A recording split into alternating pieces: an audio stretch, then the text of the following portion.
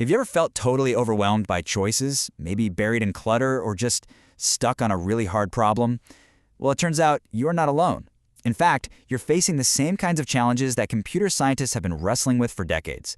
So let's dive into this fascinating idea of using algorithms, not for computers, but as a guide for our own lives, all based on the brilliant book, Algorithms to Live By. All right, so here's our game plan. We're going to start by looking at how life, kind of looks like a computer program.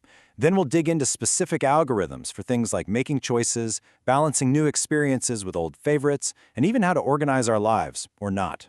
We'll wrap it all up with a really practical philosophy for living that you can take away from all this. So, let's get into the main idea here. The book argues that we humans and the computers we've built, well, we're basically playing by the same set of rules. We both have to deal with limited time, we have imperfect memories, and we have no idea what the future holds. Algorithms aren't just for machines. They're strategies for living well with these exact same constraints. Now, this is what I find so cool about this idea. It totally reframes our daily struggles. You know that feeling of anxiety or just being completely indecisive? It's not necessarily a personal failure. It's a structural challenge. The reason life feels hard is because the problems we face, from figuring out our schedule to picking a life partner, are fundamentally, computationally difficult, even for a supercomputer. Okay, this brings us to our first huge problem, making a choice when you have no idea what's around the corner. Let's see how a simple algorithm can give us a massive helping hand here. I mean, think about it. You're looking for a new apartment, right? Or maybe you're searching for a job, or you're out there dating. You can't see all your options at once, and every time you say no to one, it might be gone for good. So how do you know when to stop looking and just say, this is the one? Well, you'll be happy to know computer science actually has a name for this exact dilemma, the optimal stopping problem. It's a whole category of challenges about making the best possible choice from a series of options you only get to see one by one. And believe it or not, there is a real mathematical answer. And that answer is 37%. I know, it sounds ridiculously specific, right? But this number is the key. It's the secret sauce to maximizing your chances of picking the absolute best option, even when you can't see into the future. So, how in the world do you use it? The 37% rule is basically a two-step process. First, for the initial 37% of your search, whether that's 37% of the apartments you're going to see or 37% of the time you've set aside for dating, you just look. You don't commit, you don't pick anything. You're just gathering data, setting a baseline for what's good. Then, and this is the important part, after that 37% mark, you commit to the very next option that is better than anything you saw in that first phase. It's a strategy that embraces uncertainty and gives you a logical reason to finally make a choice. Okay, next up we've got a trade-off that we all make every single day, most of the time without even thinking about it. It's the constant choice between trying something new and just sticking with an old favorite you know you love. This breaks it down perfectly. On one side, you've got explore. That's trying the new restaurant, picking up a new skill, meeting new people. It's all about gathering information. Then on the other side, you've got exploit. This is going back to your favorite restaurant where you know the pasta is amazing. It's about cashing in on the good information you already have. So, which one is better? Well, the algorithm's answer is just beautiful and simple. It all depends on your time horizon. If you have a lot of time ahead of you, say when you're young, the best strategy is to explore as much as you can. But when your time is more limited, it makes more sense to exploit, to enjoy the things you've already discovered you love. Exploration isn't a waste of time, it's a vital investment you make for your future happiness. All right, now let's talk about something that might just feel a little bit liberating, especially if you happen to have a messy desk like I do. This part challenges that deep-seated belief we all have that being perfectly organized is always the right way to be.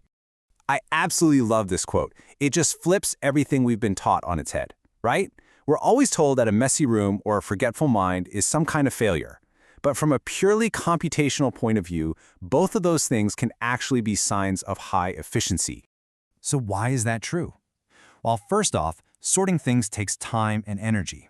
It's often way faster to just rummage through a messy pile of papers on your desk than it is to create a perfect filing system for every single one. And second, our brains work a lot like a computer's cache memory. They cleverly push out old, unused information to make space for what's new and relevant. So forgetting isn't a failure of your memory, it's your brain's amazing strategy for staying on top of its game. We've all been there, staring at a problem so big, so complicated, that it feels completely impossible to solve. You know, those life decisions where there's just no clear, perfect path forward. Turns out, computer science has a name for these kinds of problems and, more importantly, a strategy for them. And that strategy is called relaxation. When a computer gets a problem that's just too hard to solve perfectly, it'll sometimes just relax the rules a bit. It loosens the constraints to find an answer that might not be perfect, but it's workable. It's good enough. And here's why this is so important for us. A lot of life's biggest challenges, from planning a wedding to figuring out a career path, are what computer scientists call NP-hard. Now that's a fancy term, but it basically means that even the most powerful supercomputers on the planet couldn't find the single best, perfect answer in any reasonable amount of time. So why on earth should we expect ourselves to? So applying this idea of relaxation to your own life really means letting go of perfectionism. It's about approximating. It's about breaking a huge, scary problem down into smaller, simpler pieces. And most importantly, it's about accepting that good enough isn't being lazy. It's actually a really wise and rational strategy for getting through a complex world. So, after looking at all these specific strategies, what's the big picture here? What does this whole computational view of the world really teach us about how to live our lives? Well, the first major takeaway is this. Give yourself a break. Seriously. The reason life feels hard is because it is hard, in a formal, mathematical way. This is not a personal flaw of yours, it's just the nature of the problems that we all have to face. Second, the goal is not to find the one flawless, perfect answer to everything. That's usually impossible anyway. The real goal is to use good strategies, like the 37% rule or knowing when to explore versus exploit, to navigate all that complexity and just improve your odds of a good outcome. And third, algorithms teach us to work with uncertainty, not fight against it. We can't know the future. And you know what? That's okay. The best strategies are the ones that accept this as a fact of life and help us make confident decisions anyway. And that leaves us with one final and I think really beautiful thought. The book talks about this idea of computational kindness, basically making things easier for other people. So what if the lessons from all these logical, rational algorithms ultimately point us toward being more forgiving of ourselves and more thoughtful towards each other? What if the smartest way to live is also the kindest?